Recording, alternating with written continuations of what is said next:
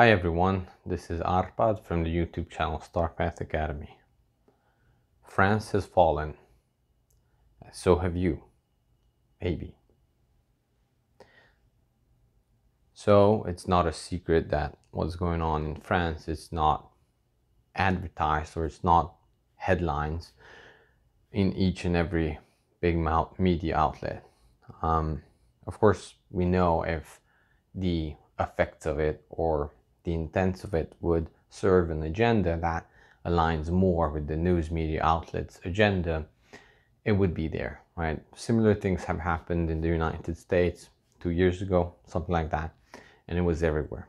Now it's suddenly not, or it's being spinned in one direction, mostly one direction. I wanted to say another, but it's always one direction.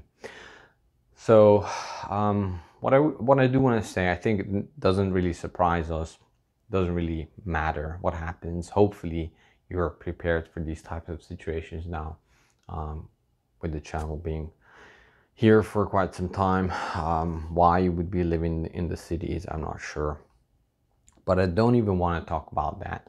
What I do want to use this opportunity is to self-reflect, or maybe trigger self-reflection in each and every one of us.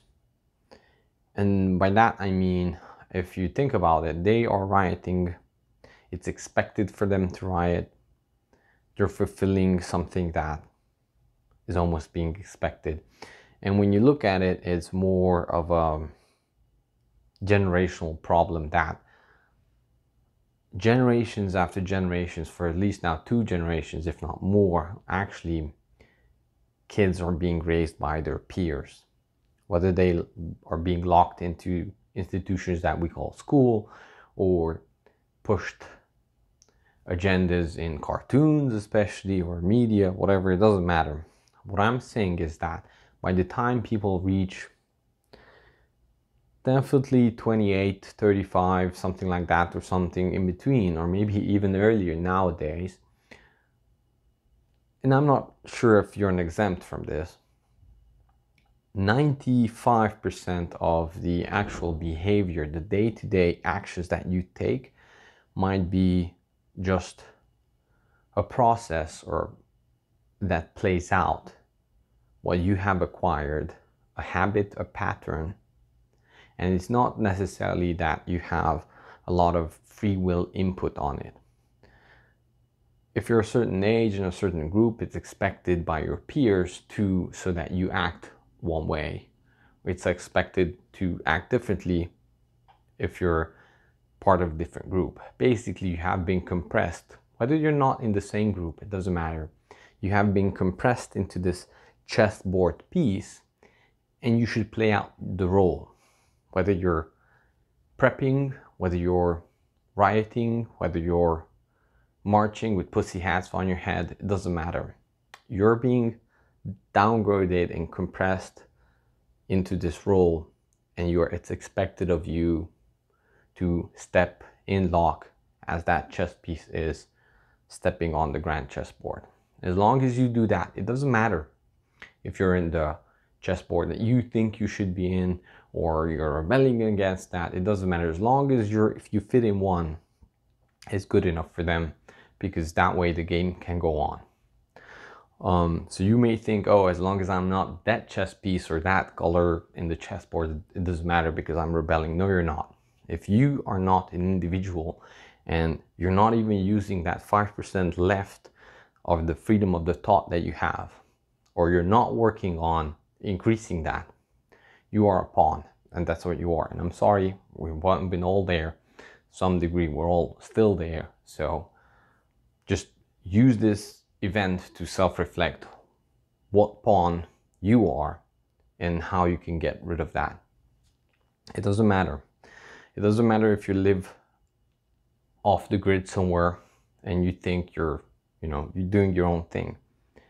You fit in that group now, and you're in that group now. You should think like that group now, and you should react like that group. And if you're not, then they have problem with you. So I cannot tell you what to do or what not to do, and I should not do that anyway. But I'm saying if you're interested in increasing that 5% of free thought that you have daily on making judgment calls, how you want to react on certain impulses that you have. Oh, look at the Supreme Court, they did this. Oh, look at the loan forgiveness, that they did that. Somebody screaming and, raising their fist or whatever, or throwing their hats, it doesn't matter. Here's an impulse, you react. Here's an impulse, you react. And your feed, your social media feed will feed you the way how you should react based on what they have placed you in. And as long as you're doing that, you're not really working on increasing true freedom of thought and true freedom, spiritual freedom. And usually the way they get you, right, is by turning you into an automaton. And that happens very early on. There are expected patterns from you, from your parents, from school, from whatever, from your peers. And usually they get you through your ego. And that's what happens. As long as you wear this stuff, you're considered beautiful. If you don't wear this, you're considered not beautiful. As long as you use our products, or as long as you raise the rainbow flag, or as long as you don't raise it, you're this group, you're that group, right? You fit in. It doesn't matter if you try not to fit in or you're rebellious. Now you're fitted into the rebellious group. That's what you have to understand. There's no true rebellion other than free thought, right?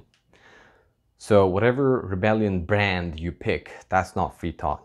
Free thought is looking at a reaction, observing the reaction that you have on the input that somebody sent out, and know how you would react, and conscientiously not reacting, maybe waiting, reacting but a different way, not reacting in a different way, or you choosing based on what you want a different input to work in you.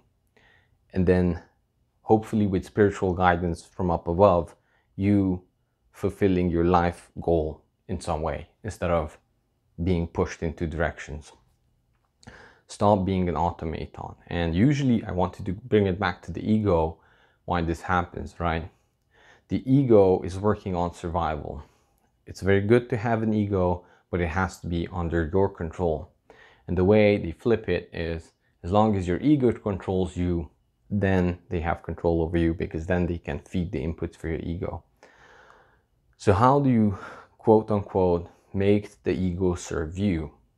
It's very important, but the ego can serve you. And the way you do it, there are different techniques, right? And not one is going to be perfect, but one could be self-observing your thoughts, being a bit more stoic, and being able to stop a reaction in you, being observant of the observer, right? And there are yogi techniques and whatever, so I'm just gonna give you the fast route, right? Is if you sit down into a room and you put a black dot on a white wall and you just look at it and you don't do anything else, you just look at it, thoughts will come to you. The automaton kicks in and thoughts will process. Are they your thoughts? Maybe you have took possession of them, but most likely unless you want specifically to think about this thing, it's just the feedback loop of what's happening with you, right? The automaton is trying to pick patterns, what to do, and there's nothing. You stop your thoughts and now it's kicking in.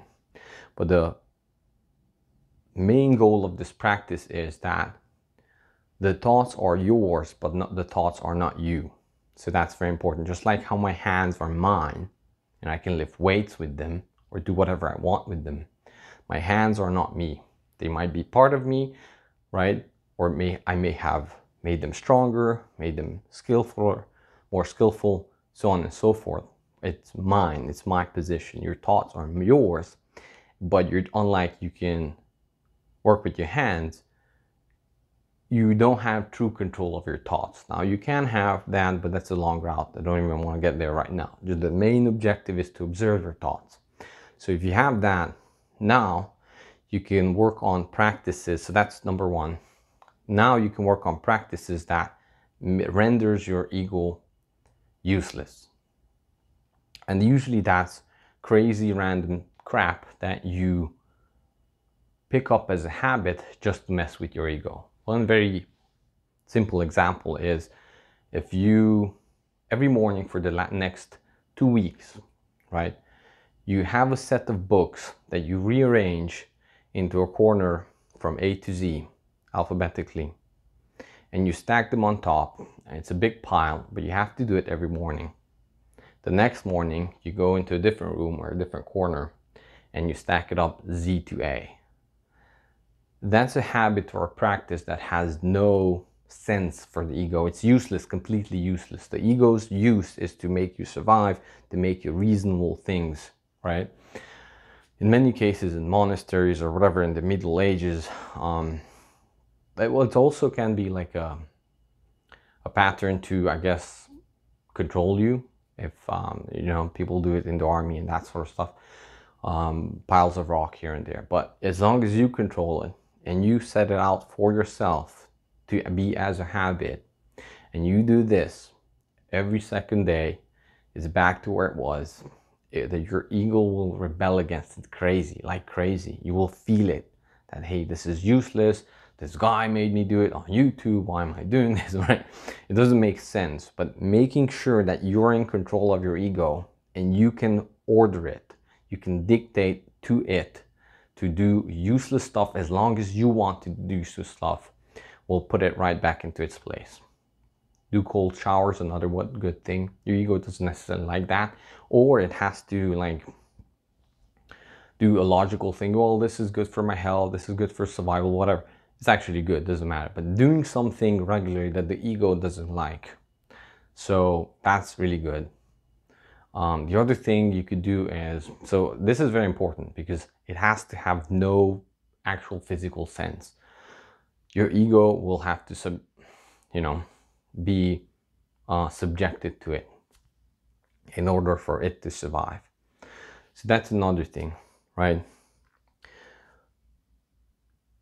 The other thing is that the way you can increase your level of freedom is the 5% of freedom that you have is to actually do a bit of a random stuff. If you have a pattern that you go to this donut shop every day, I don't know why you would do that, but maybe you have that pattern, break it. Do another route back home, you know. Watch out, you know, Google will scare you. Like if you use Google Maps, it will now be it will note that you are taking different routes now. But imagine now you're going to see other places, new real estate that will pop up in your mind.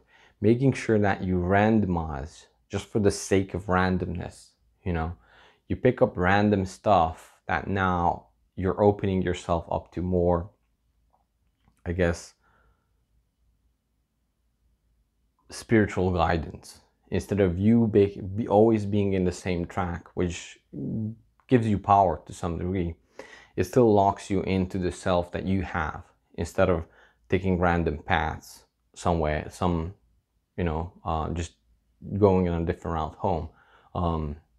Random things, doing random things, having new inputs, basically what you're searching for. That's another thing you can have. And of course I can make a list of something like that. Probably if there's interest for this, I can do it on Patreon or buy me a coffee or something like that.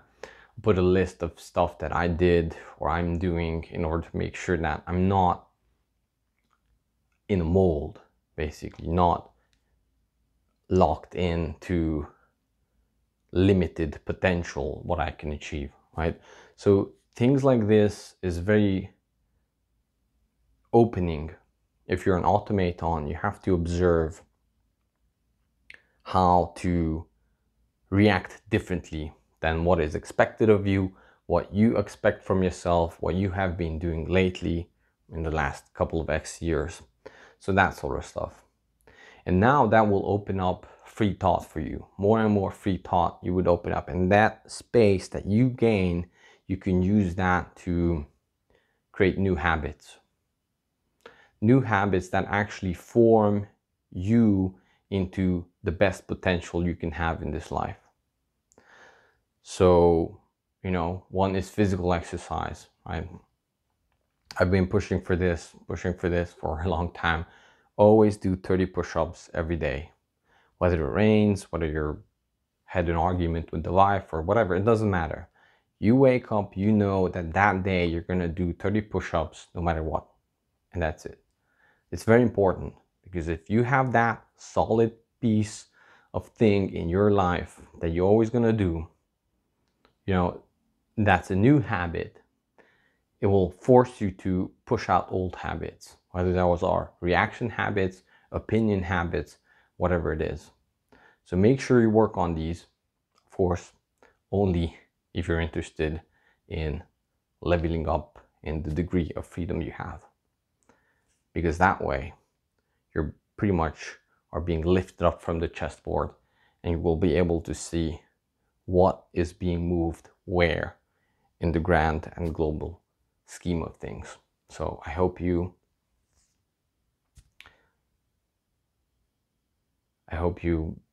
take something positive from this video, and see you next time.